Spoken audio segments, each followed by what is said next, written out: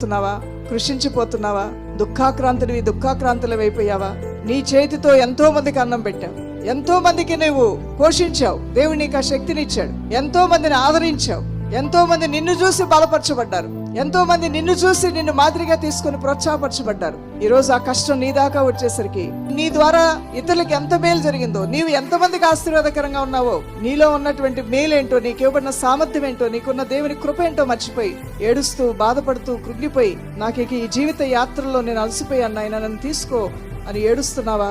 అటువంటి వారి యొద్దకు ప్రభువైన దేవుని యొక్క ఆయన ప్రేమ హస్తాలు నీ దగ్గరకు వస్తున్నాయి. దేవుని బిడ్డ, ఆయన యొక్క కౌగిట్లోకి ప్రభు నిన్ను తీసుకుంటున్నాడు. నువ్వు దుఃఖపడొద్దు, నువ్వు ఏడవద్దు, నీ మనసు నువ్వు దిగులుకి చింతకి లోన్ చేసుకోవద్దమ్మా.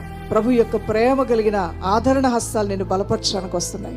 ఆదరణకర్త నిన్ను ఆదరిస్తాడు తప్పకుండా. నీ గాయాలు మానుపుతాడు తప్పకుండా. నీ హృదయ వేదనలు తీసివేస్తాడు తప్పకుండా. నా ప్రజలను ఓదార్చుడి ఓదార్చుడి ఓదార్చుడి అంటూ పరిగెత్తుకొని వచ్చాడంట సర్వశక్తుల దేవుడు ఇజ్రాయేలీల దగ్గరికి. నా ప్రజలను ఓదార్చుడి, వాళ్ళ జీవితంలో ఎన్నో బాధలు అనుభవించారు, కష్టాలు అనుభవించారు, వాళ్ళు ఓదార్చండి.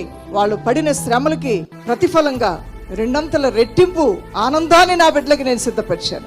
శ్రమలకు ప్రతిగా వారికి ఆశీర్వాదాలను నేను స్థిరపరిచానని తన ప్రజలను ఓదార్చిన ఆ దేవుడే నీ దేవుడు, మన దేవుడు. తప్పకుండా నువ్వు ఓదార్చబడతావు. నీ ఇల్లు తప్పకుండా ఓదార్చబడుతుంది.